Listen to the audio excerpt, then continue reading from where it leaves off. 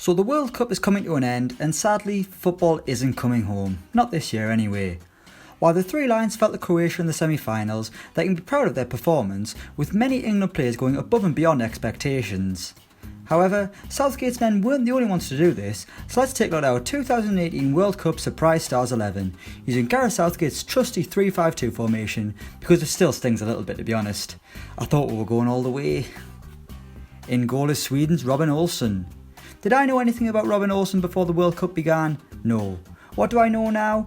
Well, he's quite good in goal and has a strange resemblance of the Iceland goalkeeper, and I've never seen the pair of them in the same place at the same time. Olsen made a range of key saves during Sweden's journey to the quarter-finals, which is a magnificent achievement for a country who weren't even certain to get out of the group stage.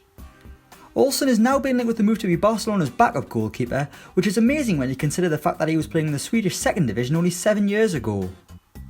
Our first centre-back is Benjamin Pavard. The curly-haired youngster has been playing at right-back for the French, but is predominantly a centre-back, so that's where we'll put him in this Surprise Stars 11. It has to be a surprise that Pavard has done so well, as I never dreamt that France's right-back wouldn't be Djibril Sidibe, but what do I know. Pavard's stock has risen so high thanks to this tournament, and for me scored the goal of the tournament with that incredible half-volley straight against Argentina in the round of 16. Now a target for Bayern Munich, expect to see Pavard at many World Cups in the future. Up next is Domagoj Vida. He's got horrible hair and he's a horrible man for helping eliminate England, but Domagoj Vida has had a fantastic tournament alongside Liverpool's Dejan Lovren, meaning a strange ponytail isn't the only reason he's been turning heads. Vida is a classic no-nonsense defender and is something of a late bloomer, as some of you may be surprised to know he's actually 29 years old. Currently at Besiktas, Vida's performances have seen interest mount in the defender, who could get a big move before he enters the twilight years of his career. Damn you, Domagoj Vida, for being so good against England and ruining our dreams. Our third centre-back is Harry Maguire. Old slabhead himself, what a tournament it was from Harry Maguire and his massive head. The Leicester defender was one of the uncertainties heading into the tournament, but he got the nod from Gareth Southgate, and Maguire didn't disappoint, dominating at the back with a superior aerial presence and striding out of defence and spraying passes like a gazelle, if a gazelle could pass a football.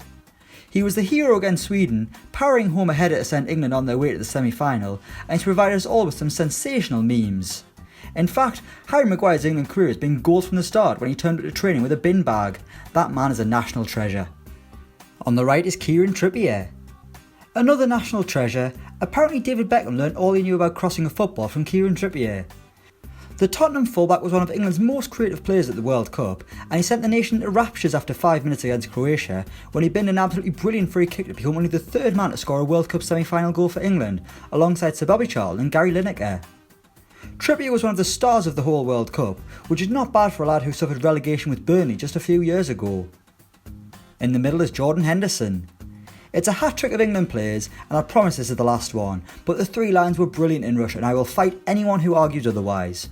Jordan Henderson was hardly a popular player at the start of the tournament, but he edged Eric Dyer into the starting 11 and immediately proved why, with his energy and leadership qualities becoming imperative to any success England were going to have. Hendo was even able to get the creative juices flowing, often looking for the early ball and pine to the likes of Sterling and Lingard, an ability that Henderson has often been criticised for not having. England looked a lot worse without the Liverpool captain, which is a testament to how important he was in Gareth Southgate's side. Next up is Ogunakaro Atebo. Nigeria were knocked out of the group stage, but I was so impressed with their number 8 Atebo, who just seemed to be everywhere, and I wish Nigeria had got through the group stage if not just for him. At 22 years old, Atebo should be at the heart of Nigeria's midfield for years to come, who have a bright future ahead of them with some young players with great potential breaking through. Atebo already signed for Stoke City before the World Cup, and Potters fans must be excited to see what he can do in the Championship, as Gary Rowett looks to guide them back to the Premier League at the first time of asking. With Ogunakaro Atebo in their side, anything's possible. On the left is Denis Cheryshev. Russia did much better than anyone thought they would this World Cup, and one of their real stars was Denis Cheryshev, who didn't even start the tournament in their starting 11. A product of Real Madrid's academy, Cheryshev has been around for years but never really nailed down a place in Spain, now playing for Villarreal. The winger has spent his full career in Spain and showed flashes of his brilliance at times, but it was the 2018 World Cup where he finally came of age as a player, scoring glorious goal after glorious goal. With 4 strikes to his name, Denis Cheryshev might have resurrected his career with his performances, so it'll be interesting to see what next season holds for the 27-year-old. Next up is Fernando Quintero. He was part of Colombia's squad 4 years ago, but played a much more important role this year and impressed at the World Cup, but his career has somewhat spiralled since he first broke onto the scene, making his performances at this World Cup even more impressive.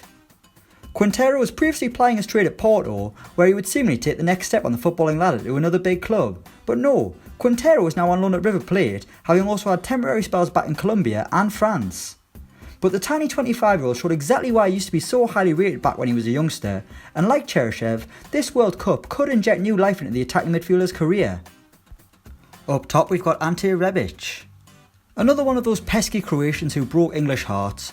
Ante Rebic has been a handful for every fullback he's faced at the World Cup because no one knows what he's going to do, not even him. Aged just 24, Rebic has provided real pace for Croatia out wide and a brilliant balance to the lanky Ivan Perisic on the other flank. Rebic has never really played for a giant club, but appears to have all the tools based on his World Cup showing, which will certainly have caught the attentions of clubs across Europe. And Rebic scored one of the goals of the tournament that really won't get the credit it deserves, a remarkable volley against Argentina that all came from that horrific Willy Caballero howler. And finally it's Artem Zuber. Our second Russian, and Christ, watching Artem Zuber play footy is somewhat hilarious. The bloke is just so big and wide, there's no way he should be a footballer, he's like the Russian John Parkin. But unlike John Parkin, Artem Zuber managed to get 3 goals at the World Cup, helping his country on their way to the quarter-finals as they massively overachieved. Just like Cheryshev, Zuber wasn't even in the starting 11 on the opening day, but he forced his way into the team, as well as lots of fantasy teams I imagine. Is Artem Zuber a great striker? Not really, no, but he's bloody huge, so make sure you don't say it to his face. So that's our World Cup Surprise Stars 11, let us know yours in the comments below. Thanks for watching and don't forget to like, share and subscribe.